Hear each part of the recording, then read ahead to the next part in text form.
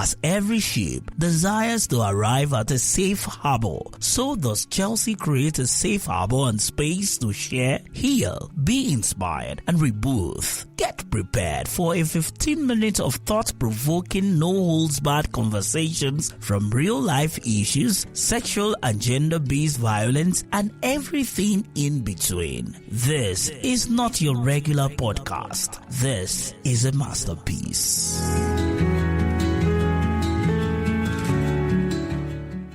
Hi, welcome to The Harbor, a safe space where you come to find rest.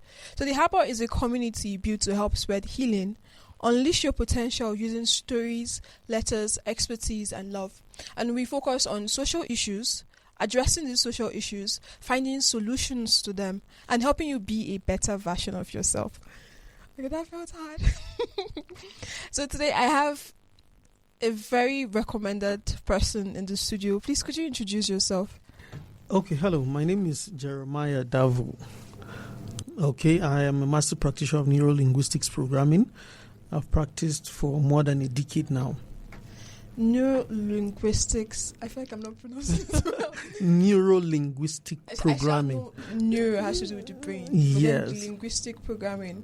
Is it like basically how to make your brain do certain things for you, or how to, Okay, so you got the neuro, right? The neuro has to do with your brain, your mind, right? And how you process the information that comes to you using your five senses, right? Linguistics is how you put words into the experiences you've had, right? And then the programming talks about how you eventually behave based on your interpretation of what has happened to you. Yeah, it's basically like psychology. Yes. So you can actually talk about psychology and issues that involve yes, to some people's extent. mind. Yes. Okay, so that's nice. So today's topic will be dealing with trauma. Okay. There are a lot of people that go through certain things, but then when you talk to them about it, people responding in a certain way that looks out of the normal, and then when you try to, oh hi, you're acting funny, or you're doing this, and then they'll be like, no, I'm just stressed, or no, maybe I'm just afraid about something. So what is the difference between trauma, stress, and fear? Like, what is trauma itself? Okay, so trauma itself is an emotional response to events that happen around us. And most times, those events are harmful and even sometimes near-death experience. Yes. So the emotional response we have as a result of experiencing those events. So notice something.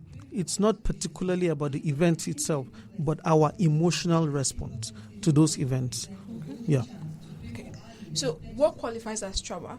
I think this week something crazy happened. My kitchen got burnt. And I shouted for help, but no one was there. So I put it out myself, and somehow I just did not want to be in the room till at least fix the roof, because the roof fell in. It was a lot. No, sorry about that. That's fine. That's the thing, I was fine. I didn't overreact or anything. And I was telling this story to someone, and then he was like, oh, he wants to come. Like, how do I feel? Did I cry? He didn't even want to leave my house. He wanted to stay with me because he felt, I'll be shaking.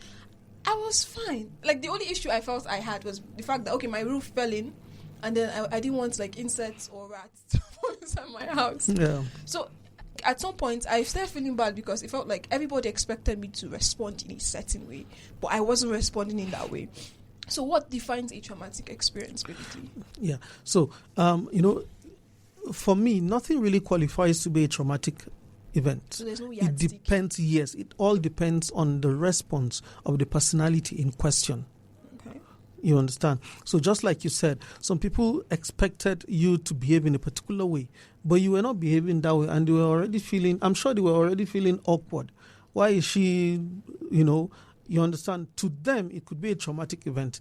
So the response to what has happened, if it is a near-death experience, if it is something you feel it's something harmful to you and your survival as a human being, then it could lead to being a traumatic event. So there's really no qualification except for the response. Now, what would inform your response depends on how you have been built over time.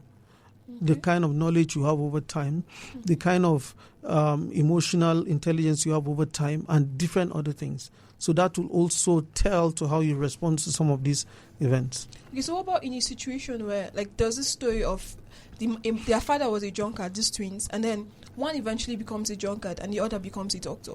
They both had that traumatic experience. They both grew in the same house, so they got access to the same knowledge. So why is it that one responded in the negative and the other responded in the positive? Yeah, so it also tells how different human beings are, right? Even people, Siamese twins, people who are connected through their brain or head, would respond to some of these things differently. The thing is this. Now, one of the people who experienced that same event within the family that eventually became a doctor saw that event as challenging, as the reason why he or she needs to succeed. So it propelled that person, right? We call it post-traumatic growth, where a particular event would be the reason why you will challenge yourself to be successful. Another, the same event could be the reason why they just zero out and see themselves as failure. You understand? So it all depends on the individual in question. And notice something. It usually comes with a thought, right? It comes with a thought, with a belief, with a meaning ascribed to that particular event. Now, if that meaning ascribed to that particular event is not healthy, what happens now is you focus on what is not healthy before you would say Jack Robinson. Every other reason to concretize that meaning you have given about yourself and about the event will begin to happen because all your focus is driven towards that. So for the person who became a doctor, he is already seeing that because of this event, I will succeed. I'm determined to succeed. He saw himself as being strong, right? Yeah. Now, every other thing that happens afterwards will qualify him being strong. So his focus will be on the areas where he's strong. But for that person that saw the event as being, as making him to be worthless, he would go out and look out for things that will qualify him as being worthless. Yeah. And except he has a turnaround, every other thing that, so this is the trick. There are events or there are instances that he will show him as being strong. And there are other instances that will show him as being weak. But because he's focusing on the one that is being weak, all he's seeing around is he's weak. Yeah. For the person who is now saying, because of these events, I'm going to be successful, he is also experiencing the two sides of the coin, where events surrounding him is showing him as being weak and events around him showing him as being strong, right? Yeah. But because he is focusing on the strength, he will see and magnify only the things that are making him strong. This is really interesting. It reminds me of psychoanalysis theory by Sigmund Freud. The whole how your childhood trauma basically shapes your life. Yeah. And then I was reading a research before I decided to choose this topic. I asked a lot of people, okay, I want to talk about trauma.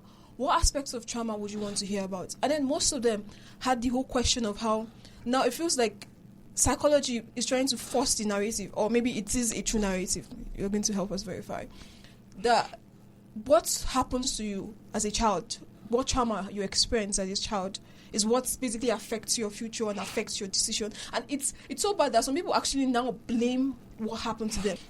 They don't see the fact that, okay, somehow there was this trauma, yes, but then there's your choices, there's your actions, there's the bad decisions you make. But no, they want to focus on, this trauma, this is what happened to me when I was a child. That's what's affecting my life right now. What are your thoughts on that? Is it factual? No, it's factual. It's factual. The interesting thing is that at the point where you're a child, you're in a formative stage, right? Mm-hmm. You find out that children respond, you find out that children respond to what we do mostly compared to what we say. So they look at our actions to justify what they should do instead of our words. Sometimes you hear people say that children are a perfect example of people that will tell you that what you're doing is so loud that they can't hear what you're saying. So action now speaks louder than words. We've heard that several times. Now, because they are moved and understand how to behave based on our actions, they tend to learn by what they see happening around them, not necessarily what they hear. Okay. Now, for them, because it is their formative stage, they are born without any knowledge and understanding of the world. So they grow up in a place where everything is chaotic. If they don't have intervention at a very good time, or or someone noticing that they are going at a wrong path and calls them to action, or they encounter a particular knowledge or understanding as they go by learning, watching, listening to different things, reading to books, and they discover that the path they are going through is the wrong path. If they don't have that awakening, they will eventually go through life having that previous knowledge that is traumatic as a way of life. Now, they blaming what is happening is, for me, them not taking responsibility. It means they have been exposed to a better way of living, and then another way of living, which is their already preferred way of living. But they have decided to just relax with their own thoughts of, it is because of this. So it means for anybody to blame their past, it means they have also been exposed to the possibility of flipping the coin. You understand? Yeah. And they have refused to do it. So they have refused to take responsibility. They have chosen a path of relegating their life to what has happened to them in the past. Okay. There are some times where you get this realization. Like, for example, there's a friend I have, someone I know. They always used to compare her to her brother growing up. Mm-hmm. And then when she got to SS1, she told herself, like, she won't listen to what he said. She'll focus on herself, and and then eventually she actually became more, like, better at what she does. When do people get that realization? And then in that realization, how does it come? And does it? And then where does their decision come into play? And I'm sure everybody will be like, oh, you're an adult. When we were growing up, you didn't have a choice. Now you have a choice. Why are you not doing better? Because, okay, yes, that happened to you, but now you're an adult. You can actually take control of your life. You can actually fix things. And then some people find it hard to fix these things. Like, how do people get that realization and just sprang up and do better? Okay, so whatever situation, whatever action, whatever event we have interpretation of using our five senses, it means the thing has gone its full course, because the stats of that thing is actually from our head, from our thoughts, and then we shape everything before we begin to act it. Before you start smelling food, it means it has already been prepared, right? Yeah. Before you begin to smell the aroma or whatever. But when you bring rice, tomato, oil, everything, you don't smell anything until you start cooking it. So at the point of observation with your five senses, it means the action or the behavior has reaches its full course. Now, the point of realization is different for different people, right? It comes when someone observes your behavior and tries to correct you. It also comes where you have the ability to observe other people's behavior and the kind of results they get. And you see that it's different from yours. And you begin to question, why don't I get this kind of result? Mm-hmm. It comes when you are exposed to the fact that, okay, it's possible to succeed in this area that I'm interested in, but I'm not succeeding. And you begin to see people who are succeeding and begin to understudy them. Mm-hmm. So that realization comes differently. And it comes when you are dissatisfied with your own present result and what is happening in your life. Mm-hmm. To some people, they see the possibility of achieving great in their own field or in whatever life path they choose to follow. But they choose to see how weak they are.